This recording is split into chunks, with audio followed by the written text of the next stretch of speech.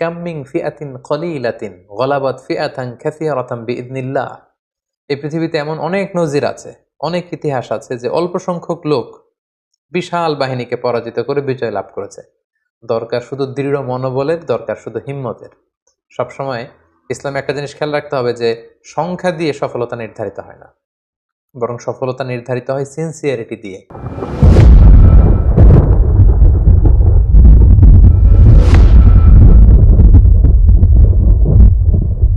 আসসালামু আলাইকুম ওয়া রাহমাতুল্লাহি ওয়া বারাকাতুহু। নাহমাদুহু ওয়া নুসাল্লি আলা রাসূলিহিল কারীম। আম্মা বা'দু ফাআউযু বিল্লাহি মিনাশ শাইতানির রাজীম। বিসমিল্লাহির রহমানির রহিম। প্রিয় দিনী ভাই এবং বোনেরা, প্রফিট সিরিজের ১৭তম পর্বে আপনাদের সবাইকে স্বাগতম। আজকের পর্বে আমরা সাইয়েদনা দাউদ আলাইহিস সালামের জীবনী সম্পর্কে শুনবো ইনশাআল্লাহ। সাইয়েদনা দাউদ আলাইহিস সালাম তিনি ছিলেন ইয়াকুব আলাইহিস সালামের পুত্র ইয়াহুদা এর বংশধর। আল্লাহ রাসূল সাল্লাল্লাহু আলাইহি ওয়াসাল্লামের পূর্বে যে দুজন নবী রাষ্ট্র ক্ষমতার অধিকারী হয়েছিলেন তার মধ্যে দাউদ আলাইহিস সালাম অন্যতম। অর্থাৎ আল্লাহ রাসূল সাল্লাল্লাহু আলাইহি ওয়াসাল্লাম, দাউদ আলাইহিস সালাম এবং দাউদ আলাইহিস সালামের সন্তান সুলাইমান আলাইহিস সালাম, ওনারা নবীও ছিলেন আবার রাষ্ট্র ক্ষমতার অধিকারীও ছিলেন। বর্তমান ফিলিস্তিন সহ ইরাক, শাম, সিরিয়ার এই যে বিস্তীর্ণ এলাকা, এই পুরো এলাকা নিয়ে তাদের রাজত্ব ছিল। এবং দাউদ আলাইহিস সালামের নেতৃত্বে এই পৃথিবীতে সর্বপ্রথম আল্লাহ তাআলার একটি অনুগত রাষ্ট্র প্রতিষ্ঠিত হয়, যেটা সীমানা ছিল আকাবা উপসাগর থেকে শুরু করে ফোরাত নদীর একেবারে পশ্চিম তীর পর্যন্ত। আল্লাহ তাআলা সাইয়েদনা দাউদ আলাইহিস সালামকে জ্ঞান, প্রজ্ঞা, বুদ্ধিমত্তা, আল্লাহ ভীতি এরকম অনেক ব্লেসিংস দিয়ে তিনি সাইয়েদনা দাউদ আলাইহিস সালামকে ধন্য করেছিলেন।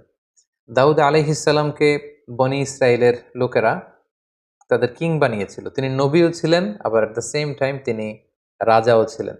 তো কিং তিনি কিভাবে হলেন? এই ঘটনাটা ঘটেছিল তালুত বাদশার নেতৃত্বে। দাউদ আলাইহিস সালাম যখন জালুতকে হত্যা করলো, তখন তালুত বাদশার পরবর্তীতে সাইয়েদনা দাউদ আলাইহিস সালাম বনি ইসরাইলের কিং বা রাজা হয়ে গেলেন। এই ঘটনাটি কিভাবে ঘটলো সেটা বুঝতে হলে আমাদেরকে জানতে হবে যে তালুত কিভাবে বাদশাহ হলো। এরপর আমাদেরকে জানতে হবে যে জালুতের মৃত্যু কিভাবে হলো এবং সাইয়েদনা দাউদ আলাইহিস সালামের উত্থানটা কিভাবে হলো। এটা যদি আমাদেরকে বলতে হয় তাহলে একটু পেছনে আমাদেরকে ফিরে যেতে হবে। আমরা জানি যে সাইয়েদনা মূসা আলাইহিস সালাম তিনি যখন বনি ইসরাইলকে নিয়ে লোহিত সাগর পার হয়ে তিহ প্রান্তরে, অর্থাৎ মিশর আর ফিলিস্তিনের মাঝখানে তিহ প্রান্তর, সেখানে অবস্থান করলেন। ৪০ বছর তারা সেখানে থাকলো। মূসা আলাইহিস সালামের ইন্তেকালের পরে মূসা আলাইহিস সালামের ভাগিনা ইউশা ইবনে নুন তিনি বনি ইসরাইলের সবাইকে নিয়ে জেহাদ করলেন এবং ফিলিস্তিনে তখন আমালেকারা থাকতো। আমালেকা একটা জাতিগোষ্ঠী, তাদেরকে হটিয়ে তারা ফিলিস্তিন দখল করলেন এবং সেখানেই থাকতে লাগলেন। এবং সেখানেই তারা দীর্ঘদিন থাকার পরে পুনরায় যখন তারা বিলাসিতায় গা ভাসিয়ে দিল, আল্লাহর পাঠানো বিধানকে তারা অমান্য করতে শুরু করলো, নাফরমানি শুরু করে দিল, আল্লাহ তাআলা আবার আমালিকাদেরকে তাদের উপর চাপিয়ে দিলেন। আমালিকেরা বিজয় লাভ করলো, বনি ইসরাইল ছিন্ন বিচ্ছিন্ন হয়ে বিভিন্ন দিকে চলে গেল। এভাবে বনি ইসরাইলের লোকেরা আবার পৃথিবীতে একটা নিগৃহীত হয়ে বহুদিন তারা কাটাতে লাগলো এভাবে। এরপর শামুইল আলাইহিস সালাম নামে একজন নবীকে আল্লাহ তাআলা বনি ইসরাইলের কাছে পাঠান। ওনার সময়কালে বনি ইসরাইলের মধ্যে আবার সংগঠিত হওয়ার একটা প্রবণতা তৈরি হয়। তাদের মধ্যে কিছু আল্লাহওয়ালা লোক শামুইল আলাইহিস সালামের কাছে আসলেন। তখন শামুইল আলাইহিস সালাম অত্যন্ত বৃদ্ধ এবং যে বললেন, হে আল্লাহর নবী, আমরা বনি ইসরাইল আমরা আর কতদিন এই পৃথিবীতে নিগৃহীত থাকব? আপনি আল্লাহ তাআলার কাছে বলেন যে তিনি আমাদেরকে যেন আমাদের জন্য একজন রাজা পাঠান, মালিক। কারণ তখন আমালেকা গোত্রের রাজার নাম ছিল জালুত, তারা ছিল মুশরিক, আর বনি ইসরাইলটা ছিল মুমিন। তো তারা বলল, হে আল্লাহর নবী, আপনি একজন রাজা আল্লাহ তাআলাকে বলেন তিনি যেন আমাদের জন্য পাঠান, ওই রাজার নেতৃত্বে, মালিকের নেতৃত্বে আমরা জেহাদ করব। তখন শামুইল আলাইহিস সালাম বললেন, কোরআনে কিন্তু এগুলো বিস্তারিত আল্লাহ তাআলা সূরা বাকারায় 246 নম্বর আয়াত থেকে শুরু করে ধারাবাহিকভাবে 1.5 পৃষ্ঠায় তিনি বর্ণনা করেছেন। আমি শুধু সার সংক্ষেপ আপনাদেরকে শোনাচ্ছি। শামুইল আলাইহিস সালাম বললেন, তোমরা জেহাদের জন্য এত পাগল হয়েছো, আল্লাহ যদি রাজা পাঠায় তখন তো মনে হয় তোমরা জেহাদ করবে না। তারা বলেন কি, আমাদের বাড়িঘর ছিল ফিলিস্তিনে, সেখান থেকে আমরা বিতাড়িত, আমাদের জন্য রাজা পাঠানো হলে জেহাদ করব না? মানে অবশ্যই করব। তখন আল্লাহ তাআলা বনি ইসরাইলের মধ্য থেকে একজন যুবককে রাজা হিসেবে নির্ধারণ করলেন, তার নাম ছিল তালুত। তাহলে এই প্রথম আমরা জানতে পারলাম তালুতকে। তালুত হচ্ছে বনি ইসরায়েলদের মধ্যে থেকে একজন যুবক, আল্লাহ তাআলা তাকে রাজা করে পাঠালেন। কিন্তু বনি ইসরায়েলের লোকদের স্বভাব আমরা সাইয়েদনা মুসা আলাইহিস সালামের পর্বে শুনেছি যে তারা একের পর এক শুধু প্রশ্ন করে, গোয়ার্ড তুমি করে, আল্লাহর বিধানকে লঙ্ঘন করে তারা বলতে আরম্ভ করলো, এই তালুত কেন বাদশাহ হবে? সে তো আমাদের মতো সাধারণ মানুষ, তার না আছে অর্থ সম্পদ, না আছে সামাজিক প্রতিপত্তি, কিচ্ছু নেই। তখন শামুয়েল আলাইহিস সালাম বললেন, না, আল্লাহ তাআলা তাকেই তো রাজা বানিয়ে পাঠিয়েছেন, তাকে আল্লাহ তাআলা দেহে শক্তি দিয়েছেন, তাকে জ্ঞান দিয়েছেন, সেই তোমাদের বাদশাহ হবে। বনী ইসরায়েলের লোকেরা এখানে বাদ সাধলো, তারা বলল, না, আল্লাহ তাআলা যে উনাকেই আমাদের বাদশাহ বানিয়ে পাঠিয়েছেন তার প্রমাণ কি? আমরা মুআজিজা দেখতে চাই। তখন আল্লাহ তাআলা মুআজিজা হিসেবে তাবুত পাঠালেন। তাবুত হচ্ছে এ উডেন বক্স, কাঠের তৈরি বিশাল একটা বাক্স ছিল, যেখানে মুসা আলাইহিস সালামের যে সেই লাঠি, যে লাঠি ফেলে দিলে এটা সাপ হয়ে যেত, সেই লাঠি সংরক্ষিত ছিল। বাকিয়াতুম মিন আলি মুসা ওয়া আলি হারুন, মুসা আলাইহিস সালামের জামা সংরক্ষিত ছিল, তাওরাতের কিছু ফলক সংরক্ষিত ছিল। এই বাক্স নিয়ে মুসা আলাইহিস সালাম সবসময় যুদ্ধের সময় সামনে রাখতেন। এই বাক্সের কারণে আল্লাহ তাআলা একটা সাকিনা, একটা মার্সি, ব্লেসিংস, একটা কুলনেস বনী ইসরায়েলের মধ্যে তিনি ঢেলে দিতেন, ফলে বনী ইসরায়েলের লোকেরা আর যুদ্ধের ময়দান থেকে পালাতো না। একই ঘটনা ঘটেছে ইউশা ইবনে নুনের সময়কালে। তিনি যখন জেহাদ করেছিলেন তখন এই বাক্সটাকে সামনে রাখতেন। এই বাক্স সামনে রাখলেই বনী ইসরায়েলরা জিতে যায়, হেরে যায় শত্রুপক্ষ। কিন্তু আমালেকার ওরা যখন জয়লাভ করলো তখন তারা এই বাক্সটাকে ছিনিয়ে নিল, যেটাকে কোরআনে বলা হয়েছে তাবুত, এ উডেন বক্স, এটা কাঠের বাক্স। তখন আল্লাহ তাআলা আমালেকার যেই শহরে, যেই জায়গাতে এই বাক্সটা রাখা হয়েছিল সেখানে মহামারী ছড়িয়ে দিলেন। আমালেকার লোকেরা এই বাক্সকে অন্য শহরে পাঠালো, সেখানেও মহামারী। এই বাক্স যেখানে যায় সেখানে মহামারী। তারা তখন সিদ্ধান্ত নিল, জালুত বাদশাহ সিদ্ধান্ত নিল যে এই বাক্স যেহেতু আমাদের না, এটা বনী ইসরায়েলদের বাক্স, ওদের বাক্স ওদের কাছে পাঠাও। গরুর গাড়িতে করে তারা বাক্স হাঁকিয়ে পাঠিয়ে দিল বনী ইসরায়েলের এলাকার দিকে। তখন আল্লাহ তাআলা বনী ইসরায়েলের লোকদেরকে বললেন, তোমরা মুআজিজা দেখতে চেয়েছিলে, যে আমি যে তালুতকে তোমাদের কিং বানিয়ে, রাজা বানিয়ে যে পাঠিয়েছি, তোমরা প্রমাণ চেয়েছো। তোমরা সবাই এখন তালুতের বাড়িতে যাও, এবং তালুতের বাড়িতে যেই তোমরা দেখবে যে সেখানে সেই তাবুত, সেই উডেন বক্স সেখানে পাওয়া যাবে। শামুয়েল আলাইহিস সালামের সাথে করে সব বনী ইসরায়েলের লোকেরা এবার তাদের এলাকার সে যুবক, নওজোয়ান, শক্তিশালী পুরুষ তালুতের বাড়িতে যেয়ে দেখে কি আশ্চর্য কাণ্ড, কি আজীব ব্যাপার। সেই যে ঐতিহ্যবাহী তাদের যে বনী ইসরায়েলের যে তাবুত, উডেন বক্স, যেটার মধ্যে নবী মুসা আলাইহিস সালামের ব্যবহৃত জিনিসপত্র, লাঠি, তাওরাতের ফলক, তাদের কিতাব, মুসা আলাইহিস সালামের জামা কাপড় পাগড়ি, এগুলো তারা এটা দেখে তো আবেগে আপ্লুত হয়ে গেল, এবং তারা এই মুআজিজা দেখে বনী ইসরায়েলের সবাই মেনে নিল যে আল্লাহ তাআলা যেহেতু তালুতকে কিং বানিয়ে পাঠিয়েছেন, আমরা তালুতকেই মেনে নিব। তখন বনী ইসরায়েলের সবাই তালুতকে তাদের সম্রাট বা তাদের কিং হিসেবে মেনে নিল। তাহলে সম্মানিত সুধী, এই পর্যায়ে আমরা বুঝতে পারলাম যে তালুত হচ্ছে বনী ইসরায়েলের কিং, অর্থাৎ বনী ইসরায়েলের তারা তখন মুসলিম ছিল, মুসলিমদের কিং হচ্ছে তালুত। আর তাদের বিপরীতে ফিলিস্তিনে যে জনগোষ্ঠীটা ছিল, মুশরিক একটা জনগোষ্ঠী, তাদের নাম ছিল আমালিকা। এই আমালিকার কিং এর নাম ছিল জালুত। তাহলে আমরা দুইটা ক্যারেক্টার পেলাম, এক হচ্ছে তালুত আর জালুত। সূরাতুল বাকারার শেষের দিকে 246 নম্বর আয়াত থেকে শুরু করে এই তালুত বাদশাহ, জালুত বাদশার কথা কিন্তু আল্লাহ তাআলা সেখানে উল্লেখ করেছেন। তাহলে এখন আমরা একটা ভয়ঙ্কর রক্তক্ষয়ী যুদ্ধ দেখব তালুত আর জালুতের মধ্যে। আমাদেরকে মনে রাখতে হবে যে তালুত হচ্ছে মুসলিম বাদশাহ আর জালুত হচ্ছে মুশরিক বাদশাহ। তালুত হচ্ছে বনী ইসরায়েলদের কিং, আর জালুত হচ্ছে আমালেকা, যে জনগোষ্ঠীটা ছিল মুশরিক, তাদের কিং।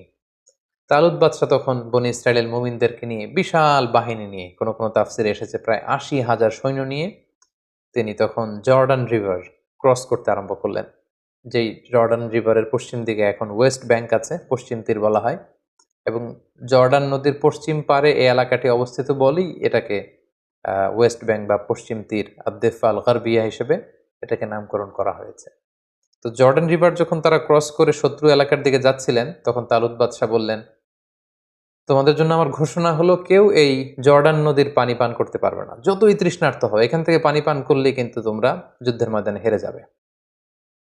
তবে তৃষ্ণার কারণে, আউট অফ থার্স্টি, তোমরা যদি তৃষ্ণার্ত হও তাহলে 1 অঞ্জলি বা 2 অঞ্জলি হয়তো তোমরা খেতে পারো, কিন্তু ঘট ঘট করে বালতির পর বালতি, জগের পর জগ কিন্তু পানি সংরক্ষণ করা যাবে না, খাওয়া যাবে না।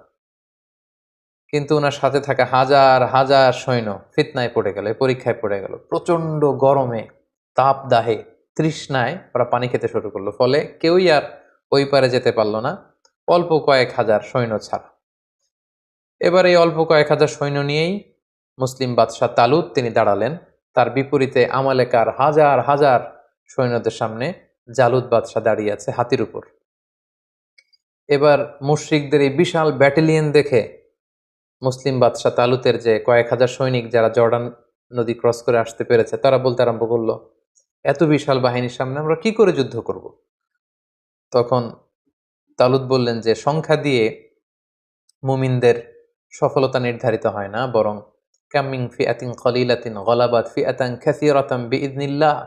এই পৃথিবীতে কত অল্প সংখ্যক লোক আছে যারা বিশাল সংখ্যক লোককে হারিয়ে বিজয়ের পতাকা তারা হাতে ধরেছে।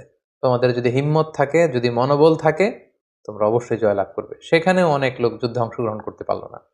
কোনো কোনো ঐতিহাসিকগণ বলেন যে মাত্র ৩১৩ জন সৈন্য নিয়ে তালুত বাদশাহ আল্লাহর নামে জালুত বাদশার দিকে ছুটতে আরম্ভ করলেন, এবং সেই মুহূর্তে তিনি ঘোষণা দিয়েছিলেন যে মুশরিকদের রাজা জালুতকে যে হত্যা করবে সেই আমার পরে বনী ইসরায়েলের কিং হবে, এবং আমার মেয়েকে আমি তার সাথে বিবাহ দিব। সাইয়েদনা দাউদ আলাইহিস সালামের বাবা ছিল তালুত বাদশার একজন সেনাপতি, এবং দাউদ আলাইহিস সালামের বাবা তার 10 ছেলে, কোনো বর্ণনায় 11 ছেলেকে নিয়ে যুদ্ধে এসেছিল। এর মধ্যে সবচেয়ে তরুণ যুবক ছিল দাউদ আলাইহিস সালাম। তিনি আল্লাহর নামে, কোনো কোনো বর্ণনায় এসেছে ইসরায়েলি বর্ণনায় যে তিনি আল্লাহর নামে তীর মেরেছিলেন, কোনো কোনো বর্ণনায় এসেছে পাথর নিক্ষেপ করেছিলেন। উনার সেই তীর অথবা পাথর জালুত বাদশার কপালের মধ্যে লেগে জালুত বাদশাহ ছিটকে পড়ল হাতির উপর থেকে, এবং মুশরিকদের শিবিরে একটা ভীত সন্ত্রস্ত পরিস্থিতি তৈরি হলো, এবং তালুত বাদশাহ যে কয়েকজন সৈনিক সাথে ছিল তারা হামলে পড়ল, এবং জালুত নিহত হওয়ার মধ্য দিয়ে মুসলিমরা সেখানে জয়লাভ করলো। তালুত বাদশাহ জয়লাভ করলো। ফাকাতালা দাউদু জালুতা। সরাসরি আল্লাহ তাআলা কোরআনে উল্লেখ করেছেন যে দাউদ নিজে আলাইহিস সালাম নিজে তিনি জালুত বাদশাহকে কিন্তু সেই যুদ্ধে হত্যা করেছেন বা পরাজিত করেছেন। এবং যেহেতু এই যুদ্ধে আমালেকারা পরবর্তীতে পরাজিত হলো, তালুত বাদশাহ জয়লাভ করলেন, এবং তালুত বাদশার যুদ্ধের আগের ঘোষণা অনুযায়ী তিনি তার মেয়েকে দাউদ আলাইহিস সালামের সাথে বিবাহ দিলেন, এবং ওনার পরবর্তীতে কিং হিসেবে দাউদ আলাইহিস সালাম নির্বাচিত হলেন। যেহেতু জালুত বাদশাকে তিনি হত্যা করেছেন, ফলে বনী ইসরায়েলের সবাই যখন এই ঘটনা শুনতে পারলো, তখন দাউদ আলাইহিস সালামের জয় জয়কার। তিনি এক অবিসংবাদিত নেতা হিসেবে বনী ইসরায়েলদের মধ্যে আবির্ভূত হলেন। সম্মানিত সুধী, এই ছিল জালুত বাদশার পরাজয়, তালুত বাদশাহ কিভাবে নির্ধারিত হলেন, এবং তালুত বাদশার সৈনিক হিসেবে দাউদ আলাইহিস সালাম কিভাবে বীর দর্পে সাহসিকতার সাথে জালুত বাদশাকে পরাজিত করে বিজয়ের পতাকা তিনি হাতে নিয়েছিলেন। সম্মানিত সুধী, ঠিক এভাবেই সাইয়েদুনা দাউদ আলাইহিস সালামের উত্থান ঘটেছিল, এবং তিনি সম্মুখ যুদ্ধে সরাসরি জালুতকে পরাজিত করে তিনি ওনার সামরিক শক্তি তিনি প্রকাশ করেছিলেন, এবং বনী ইসরায়েলদের মধ্যে তিনি প্রশংসিত হয়েছিলেন। তালুত বাদশার পরে সাইয়েদনা দাউদ আলাইহিস সালাম যখন বনী ইসরায়েলের কিং বা রাজা হিসেবে তিনি দায়িত্ব গ্রহণ করলেন, তিনি রাজত্ব পেয়ে, কিংডম পেয়েও তিনি সবসময় সাদাসিধে জীবনযাপন করেছেন। সহিহ বুখারী মুসলিমের হাদিস থেকে আমরা জানি যে তিনি দিনের বেলা রোজা রাখতেন, রাতে তাহাজ্জুদ পড়তেন, এবং খুবই সিম্পল লাইফ তিনি লিড করতেন। ওনার ব্যাপারে আল্লাহ তাআলা কোরআনের বিভিন্ন সূরাতে বিভিন্ন আয়াতে উল্লেখ করেছেন। আল্লাহ তাআলা বলছেন, ওয়াযকুর আবদানা দাউদা যাল আইদি ইন্নাহু আওয়াব। সূরাতুস সাদে আল্লাহ তাআলা বলছেন যে হে নবী, আপনি দাউদের কথা কোরআনে উল্লেখ করুন, সে ছিল যাল আইদ, শক্তিশালী, আল্লাহর আইন বাস্তবায়নে শক্তিশালী ছিল। ইন্নাহু আওয়াব, তিনি আল্লাহমুখী ছিলেন, সবসময় আল্লাহমুখী থাকতেন। সূরাতুন নামলের 15 নম্বর আয়াতে আল্লাহ তাআলা বলেন, ওয়ালাকাদ আতাইনা দাউদা ওয়া সুলাইমানা ইলমা। আমি আমার নবী দাউদকে এবং সুলাইমানকে উভয়কে জ্ঞান দিয়েছি।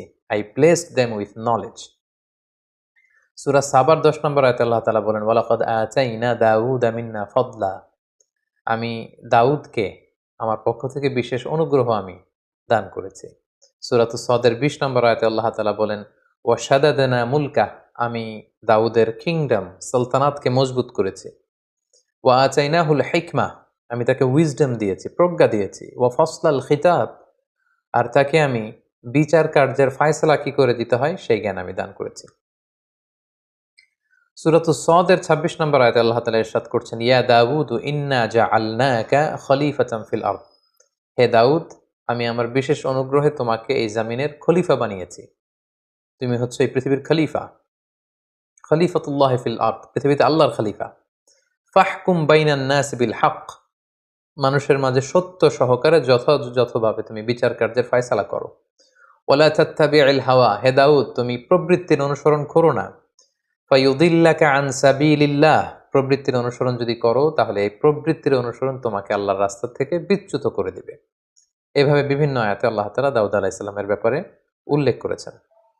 সাইয়েদনা দাউদ আলাইহিস সালামকে আল্লাহ স্পেশাল একটা মুআজিজা দিয়েছিলেন, সেটা হচ্ছে তিনি যদি লোহার মধ্যে হাত লাগাতেন মুহূর্তেই সেই লোহা গলে নরম হয়ে যেত। অর্থাৎ লোহা নরম হওয়ার মুআজিজা আল্লাহ তাআলা দাউদ আলাইহিস সালামকে দান করেছিলেন। সূরা সাবার 11 নম্বর আয়াতে আল্লাহ তাআলা বলেন, ওয়া আলান্না লাহুল হাদিদ, আমি দাউদের জন্য লোহাকে নরম করে দিয়েছি। এই লোহাকে নরম করে গলিয়ে পিটিয়ে তিনি বিভিন্ন জিনিস বানাতেন। কি বানাতেন? সেটা সূরাতুল আম্বিয়ার ৮০ নম্বর আয়াতে আল্লাহ তাআলা বলছেন যে সাইয়েদনা দাউদ আলাইহিস সালাম বর্ম বানাতেন, আর্মর, সাজোয়া।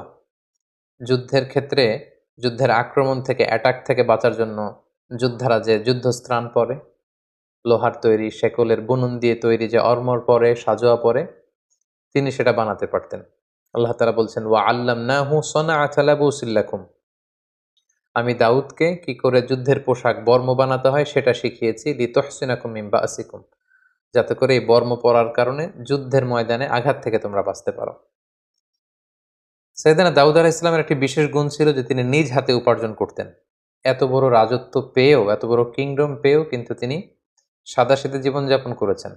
সহিহ বুখারীর 2072 নম্বর হাদিসে আল্লাহ রাসূল সাল্লাল্লাহু আলাইহি ওয়াসাল্লাম বলেন, ওয়া ইন্না নাবিয়াল্লাহি দাউদ আলাইহিস সালাম কানা ইয়াকুলু মিন আমালি ইয়াদিহি, আল্লাহ নবী দাউদ আলাইহিস সালাম নিজ হাতে উপার্জিত অর্থ থেকে জীবন ধারণ করতেন। ভেরি সিম্পল লাইফ লিডিং তিনি করতেন। সবচেয়ে মজার ব্যাপার হচ্ছে নবীদের মধ্যে সবচাইতে সুরেলা কণ্ঠের অধিকারী কিন্তু ছিলেন সাইয়েদনা দাউদ আলাইহিস সালাম। উনি যখন, ওনার উপর কিন্তু নাজিল হয়েছিল 4টা যে মেজর মৌলিক আসমানি কিতাব, জাবুর কিতাবটি আল্লাহ তাআলা দাউদ আলাইহিস সালামের প্রতি নাজিল করেছেন, এবং তিনি যখন আকাবা উপসাগরের তীরে বসে জাবুর কিতাব তেলাওয়াত করতেন, আকাশের পাখিগুলো ড্রপ করে নিচে নেমে যেত, তার চারদিকে প্যারেড করতে থাকতো, ঘেরাও দিয়ে থাকতো। সাগরের মাছগুলো সাগর ছেড়ে দিয়ে কিনারায় চলে আসতো।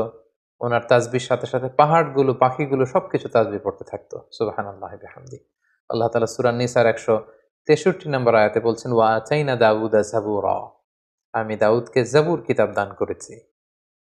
সূরাতুল আম্বিয়ার ৭৯ নম্বর আয়াতে আল্লাহ তাআলা বলেন, ওয়া সাখখারনা মা'a দাউদ আল জিবাল ইউসাব্বিহনা ওয়াত তায়র, আমি পাহাড়কে দাউদের জন্য বশীভূত করেছি। সে যখন তাসবিহ পড়তো, জাবুর পড়তো, পাহাড়ও পড়তো, পাখিরাও তাসবিহ পড়তো। সূরা সদের 18 এবং 19 নম্বর আয়াতে আল্লাহ তাআলা বলেন, ইন্না সাখখারনাল জিবালা মা'আহু ইউসাব্বিহনা বিল আশি ওয়াল ইশরাক, পাহাড়কে আমি দাউদের জন্য বশীভূত করেছি। সকাল সন্ধ্যা সে যখন তেলাওয়াত করতো, পাহাড়ও তাসবিহ পড়তো। ওয়াত তায়রা মাহশুরা, পাখিগুলো এসে ওনার চারদিকে ভিড় জমাতো। কুল্লুল্লাহু আওয়াব, সবকিছু আল্লাহ তাআলার তাসবিহ পড়তো। এবং দাউদ আলাইহিস সালামের কণ্ঠ যে অত্যন্ত সুন্দর ছিল, মেলোডিয়াস ভয়েস ছিল, এটা বিশ্বনবী সাল্লাল্লাহু আলাইহি ওয়াসাল্লাম উল্লেখ করেছেন। সহিহ মুসলিমের 793 নম্বর হাদিসে একটি ঘটনা এসেছে যে আবু মুসা আল আশআরী রাদিয়াল্লাহু তাআলা আনহু সাহাবাদের মধ্যে খুব সুরেলা কণ্ঠের অধিকারী ছিলেন। তো উনি একবার রাতে ঘরে বসে কোরআন তেলাওয়াত করছেন, আল্লাহ রাসূল সাল্লাল্লাহু আলাইহি ওয়াসাল্লাম ওনার ঘরের পাশ দিয়ে যাচ্ছিলেন। তিনি হঠাৎ দাঁড়িয়ে দীর্ঘ সময় কোরআন তেলাওয়াত শুনলেন। তারপর দিন ফজরের পরে তিনি আবু মুসা আল আশআরী রাদিয়াল্লাহু তাআলা আনহুকে বললেন, হ্যাঁ আবু মুসা, তুমি কি জানো গত রাতে আমি তোমার ঘরের পাশে দাঁড়িয়ে তোমার কণ্ঠের কোরআন তেলাওয়াত শুনেছি।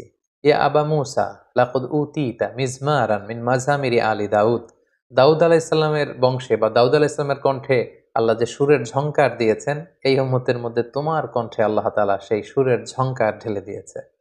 সুবহানাল্লাহি বিহামদি। সহিহ মুসলিমের হাদিস থেকে বোঝা যায় যে দাউদ আলাইহিস সালামের কণ্ঠ যে অসাধারণ ছিল, এটা রাসূল সাল্লাল্লাহু আলাইহি ওয়াসাল্লাম স্বীকৃতি দিয়েছেন। আল্লাহর নবী সাইয়েদনা দাউদ আলাইহিস সালাম তিনি আকাবা উপসাগরের তীরে বসে ওনার উপর নাজিল হওয়া জাবুর কিতাব তিনি শনিবারে তেলাওয়াত করতেন। এবং আমরা জানি শনিবারটি হচ্ছে ইহুদিদের কাছে অত্যন্ত পবিত্র দিন।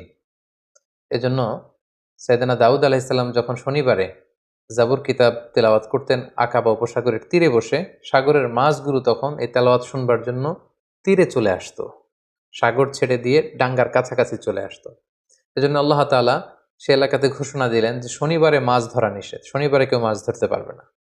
সপ্তাহের বাকি 6টি দিন তোমরা মাছ শিকার করতে পারবে, কিন্তু শনিবারে কেউ মাছ শিকার করতে পারবে না। দাউদ আলাইহিসসালামের কওমের লোকেরা তারা কৌশল করলো, তারা শনিবারে কেউই মাছ ধরতো না, বরং মাছগুলো যখন আসতো তারা সাগরের মধ্যে বেড়ি দিয়ে রাখতো, বাঁধ দিয়ে রাখতো, যাতে করে মাছগুলো আবার ফিরে যেতে না পারে। তারা রবিবারে যে সে মাছগুলো ধরতো। সবাই বলতে আরম্ভ করলো, কেন এই মাছগুলো ধরছো? তারা তখন উত্তরে বলতো, কৌশল করে বলতো যে আল্লাহ তাআলা তো শনিবারে মাছ ধরা নিষেধ করেছেন, আমরা তো শনিবারে ধরছি না, আমরা মাছ ধরছি রবিবারে। তাদের এই কৌশলের কারণে আল্লাহ তাআলা তাদের প্রতি রাগান্বিত হয়ে ঘোষণা দিলেন, খুনু কিরাদাতান খাসিইন, তোমরা আমার এই বিধান, আমার এই নির্দেশনা, আমার এই আদেশকে লঙ্ঘন করার কারণে অভিশপ্ত বানর হয়ে যাও। ফলে তারা বানর হয়ে গেল। তার মানে দাউদ আলাইহিসসালামের কওমের মধ্যে থেকে যারা আল্লাহ তাআলার এই বিধানটি অমান্য করেছিল তাদেরকে কিন্তু আল্লাহ তাআলা অভিশপ্ত বানরে রূপান্তরিত করেছিলেন। আল্লাহর নবী দাউদ আলাইহিসসালাম তিনি একদিন অন্তর অন্তর সিয়াম পালন করতেন, যেটি সুনানে নাসাইর 2388 নম্বর হাদিসে উল্লেখ রয়েছে। আল্লাহ রাসূল সাল্লাল্লাহু আলাইহি ওয়াসাল্লাম বলেছেন যে আফদলুস সিয়াম সিয়ামু দাউদ, রোজার মধ্যে পৃথিবীতে শ্রেষ্ঠ রোজা হচ্ছে দাউদ নবীর রোজা। কারণ কানা ইয়াসুম ইয়াওমান ওয়া ইউফতিরু ইয়াওমান, তিনি একদিন রোজা রাখতেন, তারপর দিন রাখতেন না, এরপরের দিন আবার রাখতেন, তারপরের দিন আবার রাখতেন না। সুবহানাল্লাহ, তিনি এভাবে সারা জীবন একদিন অন্তর অন্তর রোজা রেখেছেন। সাইয়েদনা দাউদ আলাইহিসসালামের ব্যাপারে হাদিসে একটি চমৎকার ঘটনা উল্লেখ রয়েছে। সেখানে আমরা জানতে পারি যে সাইয়েদনা আদম আলাইহিসসালাম, আমাদের আদি পিতা, দাউদ আলাইহিসসালামের প্রতি খুশি হয়ে উনি ওনার নিজের জীবনের 40 বছর দাউদ আলাইহিসসালামকে দান করেছিলেন। ঘটনাটি কেমন ছিল? আল্লাহ তাআলা যখন আদম আলাইহিসসালামকে তৈরি করলেন, আদম আলাইহিসসালামের পিঠে আল্লাহ তাআলা মাসেহ করলেন, সেখান থেকে হাজার হাজার লক্ষ লক্ষ মানুষ ছড়িয়ে পড়ল। তখন আদম আলাইহিসসালাম জিজ্ঞেস করলেন, আল্লাহ এরা কারা? আল্লাহ তাআলা বললেন, এরাই হবে তোমার বংশধর পৃথিবীতে। তাদের মধ্য থেকে একজনের চেহারা খুব জ্বলজ্বল করছিল। সাইয়েদনা আদম আলাইহিসসালাম বললেন, আল্লাহ একে? আল্লাহ তাআলা বললেন, ইনি হচ্ছে তোমার সন্তান দাউদ। তো আদম আলাইহিসসালাম বললেন, কামা উমরুহ, এই দাউদের বয়স কত? আল্লাহ তাআলা বললেন, সিত্তুনা সানা, এত সুন্দর সন্তান, তার মাত্র 60 বছর বয়স, তাকে আমার বয়স থেকে আপনি আরো 40 বছর দিয়ে দিন। আল্লাহ তাআলা বললেন, ঠিক আছে আদম, তোমার বয়স থেকে আমি 40 বছর দাউদকে দিয়ে দিলাম। সাইয়েদনা দাউদ আলাইহিসসালামের মোট বয়স ছিল 60, আদম আলাইহিসসালাম দিলেন 40, তিনি পৃথিবীতে 100 বছর বেঁচে ছিলেন। তো সাইয়েদনা আদম আলাইহিসসালাম যেহেতু 40 বছর তিনি দান করে দিয়েছেন, ওনার যে মৃত্যু নির্ধারিত সময় তার ঠিক 40 বছর আগে মালাকুল মাউত, মৃত্যুর ফেরেশতা, যাকে আমরা আজরাইল আলাইহিসসালাম বলি, উনি চলে এসেছেন। এসে বললেন যে, হে আদম আলাইহিসসালাম, আপনার মৃত্যুর সময় হয়েছে, আমি আপনার রূহ কবজ করতে এসেছি। আদম আলাইহিসসালাম বললেন, না তো, আল্লাহ তাআলা তো আমাকে বলেছেন যে আমি 1000 বছর বেঁচে থাকবো, এখনো তো আমার 40 বছর বাকি। মালাকুল মাউত বললেন যে, না, ঠিকই আপনার 1000 বছর ছিল, কিন্তু আপনি সে রুহের জগতে আপনার সন্তান দাউদকে দেখে এতটাই খুশি হয়েছিলেন, তখন আপনার নিজের হায়াত থেকে, জীবন থেকে আপনি 40 বছর দান করে ফেলেছিলেন। আদম আলাইহিসসালাম বললেন, না তো, আমি তো কাউকে দান করিনি। আসলে আদম আলাইহিসসালাম তখন এটা ভুলে গিয়েছেন, তিনি অস্বীকার করলেন, বললেন, না, আমি কাউকে আমার হায়াত থেকে, আমার জীবন থেকে কিছুই দান করিনি। হাদিসে এসেছে যে ফাজাহাদা আদম ফাজাহাদাত যুররিয়াতু, আদম আলাইহিস সালাম তখন অস্বীকার করলেন, ফলে আমরাও অনেক কিছু ভুলে যাই আর অস্বীকার করি। ফানাসিয়াত যুররিয়াতুহু, আদম আলাইহিস সালাম ভুলে গিয়েছেন, আমরাও ভুলে যাই। তিনি অস্বীকার করেছেন, আমরাও মাঝে মাঝে অস্বীকার করি। তিনি এই জায়গায় ভুল করে ফেলেছেন, খেয়াল রাখতে পারেননি, আমরাও এরকম ভুল করে ফেলি, খেয়াল রাখতে পারিনি। সাইয়েদনা আদম আলাইহিস সালাম কর্তৃক সাইয়েদনা দাউদ আলাইহিস সালামকে এই অতিরিক্ত 40 বছর দান করে দেয়া, এবং পরবর্তীতে মালাকুল মাউত যখন তিনি এসেছিলেন তার কাছে অস্বীকৃতি জানানো ব্যাপারে যে চমকপ্রদ হাদিসটি, এটি সুনানে তিরমিজির 3086 নাম্বার হাদিসে উল্লেখিত হয়েছে। সম্মানিত সুধী, এ পর্যায়ে আমরা সাইয়েদনা দাউদ আলাইহিস সালামের জীবনী থেকে আমাদের জন্য কি কি শিক্ষা রয়েছে, লাইফ লেসন রয়েছে, আমরা সেগুলো নিয়ে আলোচনা করব। প্রথম যে শিক্ষাটা আমরা দাউদ আলাইহিস সালামের জীবনী থেকে পাই, সেটা হচ্ছে নবীরা সাহসী হয়, বীর হয়, দে আর ব্রেভ। পৃথিবীর সকল নবীরা সাহসী ছিলেন। এই পৃথিবীতে এমন কোনো নবী খুঁজে পাওয়া যাবে না যিনি ভীরু ছিলেন, পাওয়া যাবে না। বরং পৃথিবীর সকল নবীরাই সাহসী ছিলেন। আমরা যদি আমাদের নবী বিষ্ণু ঈসা ইসলামের ঘটনা দেখি, দেখব যে তিনি সাহসী ছিলেন। মুসা আলাহিসাল্লাম সাহসী ছিলেন। দাউদ আলাহিসাল্লামের যে ঘটনাটা, তিনি কিশোর হয়ে, যুবক হয়েও মুশরিকদের প্রতাপশালী বাদশাহ জালুদকে তিনি পরাজিত করেছেন, নিজে হত্যা করেছেন। সুবহানাল্লাহ বিহামদিহি। সো নবীদের জীবনী থেকে বীরত্বের এই শিক্ষাটা কিন্তু আমরা পাই। দ্বিতীয় যে শিক্ষাটা আমরা পাই সেটা হচ্ছে, বিজয়ের জন্য খুব বিশাল সংখ্যক লোকের দরকার নেই। স্বল্প সংখ্যক লোক তাদের ইফোর্ট যদি খুব মন থেকে হয়, তাদের ডেডিকেশনটা যদি ওই রকম হয়, তাহলে স্বল্প সংখ্যক নিবেদিত প্রাণ দিয়েও কিন্তু অনেক বিরাট কাজ করে ফেলা যায়। যার জ্বলন্ত প্রমাণ হচ্ছে তালুত বাদশার নেতৃত্বে মাত্র ৩১৩ জন নিয়ে যে তারা বিশাল এই মুশরিক জালুত বাদশাকে পরাজিত করেছে। কোনো কোনো তাফসিরে এসেছে ৮০,০০০ সৈন্য নিয়ে তিনি বনী ইসরায়েল থেকে বের হলেন। জর্ডান নদী ক্রস করতে করতে সেখানে আরও প্রায় ৭০,০০০ তারা পানি খেয়ে সেখানে পড়ে রইল। এরপরে যারা ছিল তারা বিশাল বাহিনী দেখে ভীরুতার কারণে সামনে এগোতে পারল না। পরবর্তীতে মাত্র ৩১৩ জন নিয়ে তিনি সামনে এগুলেন এবং আল্লাহ তাআলার মেহেরবানিতে, তাদের ডেডিকেশনের কারণে, তাদের মনোবলের কারণে কিন্তু আল্লাহ তাআলা তাদেরকে বিজয় এনে দিয়েছেন। এবং খুব সুন্দরভাবে আল্লাহ তাআলা কালামুল্লাহ মাজিদে উল্লেখ করেছেন যে, কাম্মিং ফিআতিন কলিলাতিন গলাবাত ফিআতান কাসীরাতান বিইذনিল্লাহ। এই পৃথিবীতে এমন অনেক নজির আছে, অনেক ইতিহাস আছে যে অল্প সংখ্যক লোক বিশাল বাহিনীকে পরাজিত করে বিজয় লাভ করেছে। দরকার শুধু দৃঢ় মনোবলের, দরকার শুধু হিম্মতের। সবসময় ইসলামে একটা জিনিস খেয়াল রাখতে হবে যে, সংখ্যা দিয়ে সফলতা নির্ধারিত হয় না, বরং সফলতা নির্ধারিত হয় সিনসিয়ারিটি দিয়ে। ৩ নম্বর যে শিক্ষাটি আমরা পাই সেটি হচ্ছে, নেতৃত্বের জন্য সুস্বাস্থ্যের দরকার হয়। এটা দাউদ আলাইহিস সালামের ছিল। প্রজ্ঞা, ন্যায়নিষ্ঠা, উন্নত মানের বাগ্মিতার দরকার হয়। তার সবগুলোই কিন্তু যথাযথভাবে সাইয়েদনা দাউদ আলাইহিস সালামের জীবনীতে আমরা খুঁজে পাই।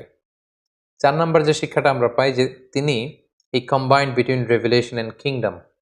আমরা বলেছি পৃথিবীতে সর্বপ্রথম ওনার সময়ই একটি আল্লাহ তাআলার বিধান সম্বলিত একটি রাষ্ট্র তিনি প্রতিষ্ঠা করেছিলেন, যেখানে আল্লাহর বিধান দিয়ে বিচার করা হতো, আল্লাহর আইন দিয়ে ফায়সালা দেয়া হতো, যেখানে আল্লাহ তাআলার বাণী দিয়ে তিনি খলিফাতুল্লাহ ফিল আরদ হিসেবে, তিনি আল্লাহর খলিফা হিসেবে পৃথিবীতে তিনি বিচার কার্যের ফায়সালা দিয়েছেন। অর্থাৎ একদিকে তিনি আল্লাহর কাছ থেকে রেভেলেশন রিসিভ করতেন, ওহী, আবার একদিকে তিনি কিংডম অর্থাৎ রাজত্বের দায়িত্ব, দায়ভার কিন্তু তিনি পালন করতেন। তাহলে দুইটা তিনি কম্বাইন করেছেন। তিনি নবীও ছিলেন, আবার রাজাও ছিলেন। তার মানে বোঝা যায় ধার্মিকতা এটা দেশ পরিচালনার জন্য, এটা নেতৃত্বের জন্য, এটা সোশ্যাল লিডারশিপ, এটা পলিটিক্যাল লিডারশিপের ক্ষেত্রে কোনো বাধা নয়, বরং নবীরাই কিন্তু সে নমুনা আমাদের জন্য দেখিয়ে গিয়েছেন। ৫ নাম্বার যে শিক্ষাটি আমরা পাই সেটা হচ্ছে স্পিরিচুয়ালিটি। আপনি যত ধনী হন না কেন, আপনি যত বড় হন না কেন, আপনার আত্মার খোরাকের জন্য কিন্তু আপনার আধ্যাত্মিকতার দরকার আছে। সাইয়েদনা দাউদ আলাইহিস সালাম তিনি রাজপ্রাসাদে থাকতেন, কিন্তু রাতের বেলা তাহাজ্জুদ পড়তে ভুলে যেতেন না। তিনি রাজত্ব পরিচালনা করতেন, তিনি একদিন অন্তর অন্তর রোজা রাখতে ভুলে যেতেন না। তো এই স্পিরিচুয়ালিটির শিক্ষা কিন্তু আমরা সাইয়েদনা দাউদ আলাইহিস সালামের কাছে পাই। অর্থাৎ আমরা যত ধনী হই না কেন, যত বড় পজিশন হোল্ড করি না কেন, আমাদের আধ্যাত্মিক উন্নয়ন কিন্তু আমাদেরকে সুখের সন্ধান দিবে, প্রশান্তির সন্ধান দিবে। ৬ নম্বর যেই ব্যাপারটি আমরা শিখতে পারি সেটা হচ্ছে মেলোডিয়াস ভয়েস। এটা আল্লাহ তাআলার পক্ষ থেকে একটি বড় ব্লেসিং। চমৎকার সুরেলা গলা, সুন্দর কণ্ঠ, এটা কিন্তু আল্লাহ তাআলা সবাইকে দেন না। এ ব্যাপারে সাইয়েদনা দাউদ আলাইহিস সালাম ছিলেন নবীদের মধ্যে স্পেশাল, ইউনিক। ওনার কণ্ঠের মতো কারো কণ্ঠ ছিল না। উনি তেলাওয়াত করলে পাখি চলে আসতো, মাছ চলে আসতো, পশুরা চলে আসতো, পাহাড় তাসবিহ পড়তে থাকতো। সো যাদেরকে আল্লাহ তাআলা এই চমৎকার কণ্ঠ দিয়ে ধন্য করেছেন, তারা যেন এই কণ্ঠটাকে ইসলামের পক্ষে কাজে লাগায়। আমরা যেন আমাদের কণ্ঠটাকে, সুরেলা কণ্ঠকে ইসলামের পক্ষে কোরআন তেলাওয়াত করে, সুন্দর নাশিদ পরিবেশন করে, ইসলামের পক্ষে, মানবতার কল্যাণে যেন আমরা আমাদের এই মেলোডিয়াস ভয়েসকে কাজে লাগাতে পারি। সবশেষে ৭ নম্বর যে শিক্ষাটি আমরা পাই সেটা হচ্ছে, নিজ হাতে উপার্জিত অর্থের চেয়ে শ্রেষ্ঠ অর্থ আর হয় না। এটা সহিহ বুখারীতে আল্লাহ রাসূল সাল্লাল্লাহু আলাইহি ওয়াসাল্লাম বলেছেন, এবং তিনি বলেছেন আল্লাহর নবী দাউদ আলাইহিস সালাম নিজ হাতে উপার্জিত অর্থ তিনি ভক্ষণ করতেন। তিনি নবী হয়েও, তিনি রাজা হয়েও, তিনি এত বিশাল সাম্রাজ্যের প্রতাপশালী একজন অধিপতি হয়েও তিনি নিজ হাতে উপার্জিত অর্থ থেকে জীবন ধারণ করতেন। এটা থেকে প্রমাণিত হয় যে নবীরা হার্ড ওয়ার্কিং ছিলেন। কারণ আল্লাহ রাসূল সাল্লাল্লাহু আলাইহি সাল্লাম ইরশাদ করেছেন, মা বাআসাল্লাহু নাবিয়্যান ইল্লা রাআল গানাম, এই পৃথিবীতে আল্লাহ এমন কোন নবী পাঠাননি যারা ছাগল চড়ায়নি। সো সব নবীরা ওনারা পরিশ্রমী ছিলেন, হার্ড ওয়ার্কিং ছিলেন। পরিশ্রম করলে যে লোনা পানি দেহ থেকে বের হয়, সেই লোনা পানিতে জন্ম নেয় সফলতার বীজ। এটাই হচ্ছে নবীদের পয়গাম, এটাই হচ্ছে নবীদের স্লোগান। তাই পরিশ্রমে লজ্জা নেই, কাজে লজ্জা নেই, লজ্জা হচ্ছে অলসতায়।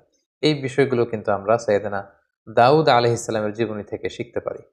আল্লাহ তাআলা আমাদের সবাইকে কথাগুলো বুঝার ও সে অনুযায়ী আমল করবার তৌফিক দান করুক। হাযা মা ইনদি ওয়াল ইলমু ইনদাল্লাহ আলাইহি তাওয়াক্কালতু ওয়া ইলাইহি উনীব। ওয়াসসালামু আলাইকুম ওয়া রাহমাতুল্লাহি ওয়া বারাকাতুহু।